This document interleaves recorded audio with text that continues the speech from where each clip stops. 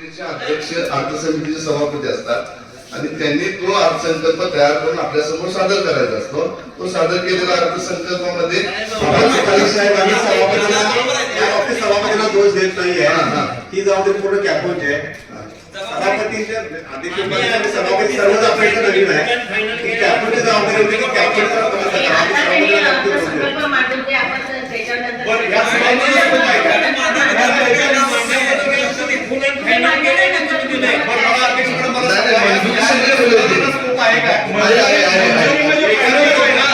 एखादी योजना जर सदस्यांना पटली नाही तर तुम्ही बदलणार आहात काय असं ठेवणार त्याच्यासाठीच मांडलंय ना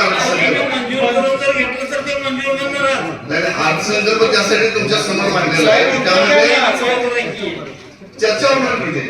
काय भरती नाही झाली तर फी परत? होय, अगदी बरोबर ऐकलत. आणि आम्ही फक्त आश्वासन नाही तर हमी देतो.